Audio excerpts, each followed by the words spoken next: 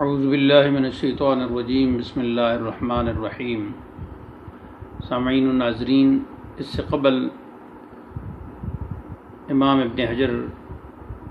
مکی شافعی کی کتاب القول المختصر، اس کا خلاصہ 3 قسطوں میں پیش کیا گیا ہے۔ آج چوتھی قسط ہے اور اس میں کتاب کے نمبر 51 سے خواندگی شروع ہوگی،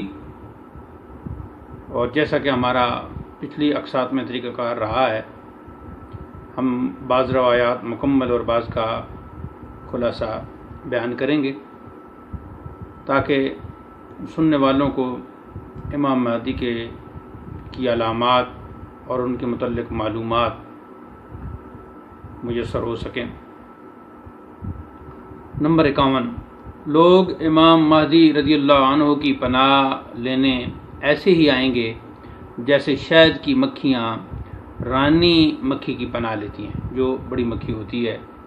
حضرت امام مہدی رضی اللہ تعالی عنہ زمین کو عدل و انصاف سے بھر دیں گے، جبکہ ظلم و ستم سے بھری ہوگی، اور لوگ آغاز اسلام کے مثل مطمئن ہو جائیں گے، نہ سوئے کو جگایا جائے گا اور نہ خون بہایا جائے گا، یعنی معاشی طور پر بھی امن آ جائے گا اور دیگر حوالوں سے بھی ایک امن اور سکون آ جائے گا۔ دنیا میں ان کی حکومت کیسی ہوگی؟ وہ دنیا میں ایسی بادشاہت کریں گے جیسا ذوالقرنین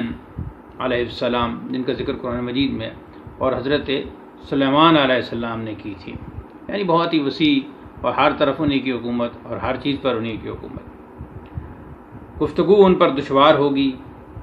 جب ان پر گفتگو کرنا دشوار ہوگا تو اپنے دائیں ہاتھ سے اپنے بائیں زانو پر ماریں گے، یعنی یہ ان کا ایک اشارہ ہوگا۔ وہ سنت کے مطابق جنگ کریں گے، جیسا کہ نبی کریم صلی اللہ علیہ وسلم نے وحی الہی کے مطابق جنگ کی تھی، یعنی انہیں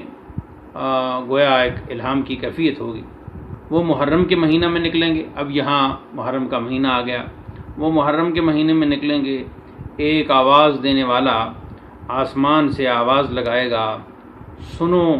خلق خدا میں اللہ کا محبوب فلاں یعنی مہدی ہے، تو اس کی بات سنو اور اطاعت کرو۔ تو اس میں پھر یہ ہے کہ جو بعض روایات میں آتا ہے کہ وہ حج کے موقع پر بیعت لیں گے، تو اس کا یہ مطلب بھی ہو سکتا ہے کہ پہلے ان کا ظہور محرم میں ہوگا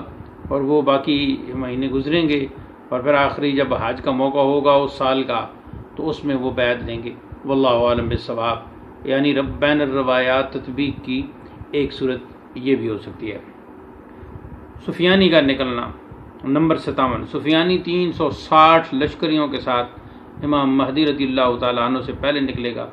بنو کلب کے 30,000 افراد سفیانی کے ساتھ ہو جائیں گے،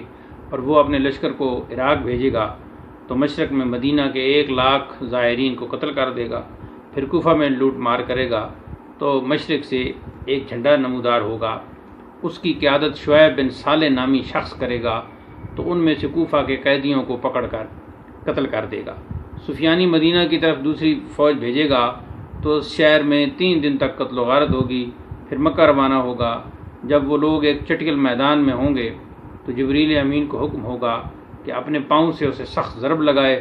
تو اللہ اسے زمین میں دھسا دے گا۔ یہی وہی لشکر ہے جس کا پہلے بھی بعض روایات میں ذکر ہو چکا ہے، اور وہ ایک خاص مقام پر زمین میں دھسا دیا جائے گا۔ صرف 2 شخص بچیں گے جو سفیانی کو خبر دیں گے۔ سفیانی کو کچھ بھی غم نہ ہوگا، یعنی اس دھسنے کا۔ سفیانی روم کے بادشاہ کے پاس پیغام بھیجے گا کہ وہ اس کے لیے قسطنطنیہ سے جنگ کرنے کے لیے 2 فارسی جنگجو بھیجے۔ قسطنطنیہ سے مراد ترکی ہو گیا۔ 2 فارسی جنگجو بھیجے تو رومی بادشاہ اس کے پاس لشکر بھیجے گا، دونوں جنگجوؤں کو قتل کر دیا جائے گا، نیز ان لوگوں کو بھی قتل کر دیا جائے گا جو ان کے ساتھ دمشق کے محراب میں بیٹھنے سے انکار کریں گے۔ جب ہی آسمان سے آواز لگانے والا آواز لگائے گا، اے لوگو، اللہ نے تجھ سے سرکش ظالم و جابر منافق اور اس کے گروہ کا خاتمہ کر دیا ہے۔ اللہ نے تم پر امت محمدی صلی اللہ علیہ وسلم کے بہتر شخص کو حاکم بنایا ہے، یعنی اشارہ امام مہدی کی طرف۔ تو مکہ جا کر ان سے مل جاؤ، کیونکہ وہ مہدی ہیں ان کا نام احمد بن عبداللہ ہے۔ عرض کیا گیا یا رسول اللہ صلی اللہ علیہ وسلم ہم انہیں کیسے پہچانیں گے؟ آپ نے فرمایا وہ میری اولاد سے، لیکن ایسا معلوم ہوگا کہ وہ بنی اسرائیل سے ہیں۔ ان پر 2 دھاری دار جبہ ہوگا، ان کا چہرہ رنگ میں چمکتا ستارہ معلوم ہوگا، اس کے دائیں رخسار پر کالا تل ہوگا، وہ 40 سال کے ہوں گے، ان کے پاس شام کے ابدال، مصر کے شرفاء، مشرق کی جماعتیں اور ان کی گروہ آئیں گے۔ پھر یہ سب مکہ پہنچیں گے تو رکن اور مقام ابراہیمی کے درمیان امام مہدی رضی اللہ تعالیٰ عنہ بیعت لیں گے۔ پھر شام جائیں گے، اور شام سے مراد یہ سارا علاقہ عراق کا، ایران کا، یہ سب شام اس کو کہا جاتا تھا، اور کبھی اس کے اوپر عراق کا لفظ بھی بول دیا جاتا تھا۔ تو ان کے پاس شام کے ابدال، مصر کے شرفاء، مشرق کی جماعتیں، تو یہ سب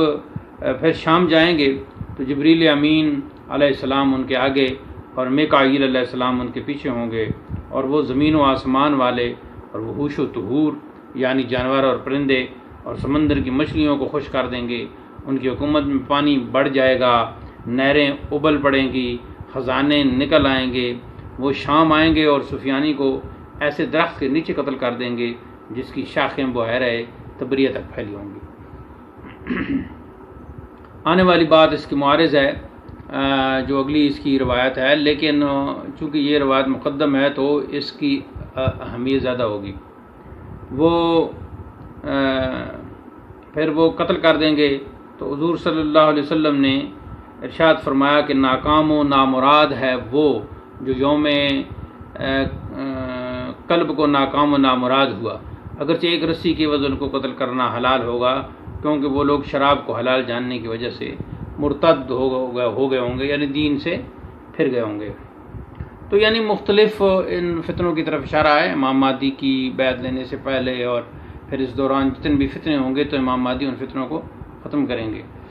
اور اب یہ جو فتنے برپا ہوں گے امام مہدی کے ظہور سے پہلے، تو اس کی طرف یہ اگلا جو ہے وہ عنوان ہے کہ ظہور مہدی سے پہلے فتنہ کا برپا ہونا، اور یہ کن مہینوں میں ہوں گے، یعنی یہ فتنے رمضان سے لے کر ذی الحجہ تک، جنگ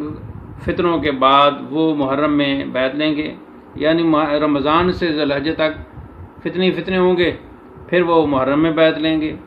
تو جیسا کہ دوسری روایت میں ہے کہ وہ حج کے موقع پر بیعت لیں گے، تو اس کا مطلب ان کی تطبیق یہ بھی ہو سکتی ہے کہ حج کے موقع پر بیعت کا آغاز ہو جائے گا اور محرم کے ماہ میں پھر یہ بیعت کا سلسلہ وسیع تر ہو جائے گا۔ واللہ عالم بالصواب۔ تو وہ محرم میں بیعت لیں گے، مینا میں حاجیوں کو لٹایا جائے گا، تو مقتول کی اس قدر کثرت ہوگی کہ جمرہ پر خون بہے گا۔ ان کے ساتھی مہدی رضی اللہ تعالیٰ عنہ کے پاس بھاگتے ہوئے آئیں گے تو وہ نہ چاہتے ہوئے بھی رکن اور مقام کے درمیان بیعت لیں گے، بلکہ مہدی سے کہا جائے گا کہ اگر آپ ہمیں قبول نہ کریں گے تو ہم آپ کو قتل کر دیں گے۔ یعنی ایک ایسی سچویشن بن جائے گی کہ وہ نہ چاہتے ہوئے بھی کہ میں قیادت کروں، مسلمانوں کا میں امام بنوں، نہ چاہتے ہوئے بھی انہوں نے ناچار مجبوراً انہیں یہ قدم اٹھانا پڑے گا۔ آگے ان کے زانو مبارک کی صفت میں لکھا ہے کہ ان کے زانو کے درمیان کشادگی اور دوری ہوگی، اور امام مہدی عدل و انصاف کا پرچم لہراتے ہوئے نکلیں گے تو صلیب توڑیں گے اور خنزیر کو قتل کریں گے، مال کو ادھر ادھر پھرایا جائے گا، یعنی اس قدر پھر کثرت ہو جائے گی اور مال و دولت جو ہے اس کو ادھر ادھر پھرایا جائے گا، آگے پیچھے مختلف منڈیوں میں بھیجا جائے گا، سپلائی کی جائے گی، لیکن اسے کوئی قبول نہ کرے گا یا اس کے منافی نہیں ہے۔ اس میں یہ بھی آیا ہے کہ عیسیٰ علیہ السلام ایسا کریں گے، کیونکہ اس کے معنی نہیں، کیونکہ دونوں حضرات ایسا کریں گے۔ ہاں یہ ایک اس میں امام نے کہا کہ یہ تو بات عیسیٰ علیہ السلام کے حوالے سے بھی آئی ہے، تو یہاں پھر امام ابن حجر لکھتے ہیں کہ یہ اس کے منافی نہیں ہے، کیونکہ عیسیٰ علیہ السلام بھی ایسا کریں گے اور امام مہدی بھی ایسا کریں گے، دونوں ہستیاں ایسا کریں گی۔ امام مہدی کی نصرت و حمایت، روم کو 4 تکبیروں سے فتح کر کے 6 لاکھ لوگوں کو قتل کریں گے، اور بیت المقدس سے نکالی گئی تمام چیزوں کو لے لیں گے، جیسے تابوت سکینہ، بنی اسرائیل کی دسترخوان، تختوں کا ٹکڑا، آدم علیہ السلام کا حلہ، حضرت موسیٰ علیہ السلام کا عصا مبارک، حضرت سلیمان علیہ السلام کا منبر، اور 2 کفیس من جو اللہ نے بنی اسرائیل پر اتارا تھا، جو دودھ سے زیادہ سفید ہوگا، پھر اس شہر کی طرف، تو یہ ساری چیزیں واپس ہوں گے۔ پھر اس شہر کی طرف آئیں گے جسے قاطع کہا جاتا ہے، جس کی لمبائی 1000 میل اور چوڑائی 500 میل، اور اس میں 360 دروازے ہوں گے۔ اس کے ہر دروازے سے 1,00,000 جنگجو نکلیں گے، اور یہ لوگ اس پر 4 تکبیریں بلند کریں گے تو اس کی دیواریں منہدم ہو جائیں گی۔ یہ اب جو ہے آج کل کے جو جغرافیہ اور اس میں شہروں کے نام چینج بھی ہو سکتے ہیں، لیکن یہ بات واضح ہے کہ وہ وہی جگہ ہوں گے جہاں اسلام کے دشمن موجود ہوں گے، اور یہ سب کو پتہ ہے کہ اسلام کے اس وقت نمبر 1 دشمن کون ہے اور وہ کہاں جمع ہو رہے ہیں۔ تو یہ لوگ جب 4 تکبیریں بلند کریں گے تو اس کی دیواریں منہدم ہو جائیں گی، اور یہ لوگ مال غنیمت پائیں گے، پھر وہاں 7 سال تک ٹھہریں گے، پھر وہاں کی تمام چیزوں کو بیت المقدس لے جائیں گے، تو انہیں خبر ملے گی کہ دجال اصبہان کے یہودیوں میں نکل چکا ہے۔ یعنی یہ دجال کے نکلنے سے پہلے اس کتاب کے مطابق اور ان روایات کے مطابق امام مہدی کا ظہور دجال کے نکلنے سے پہلے ہے، اور اصبہان جو ہے، جسے اصفہان بھی کہا جاتا ہے، یہ ایران میں ہے، ایران کا علاقہ ہے۔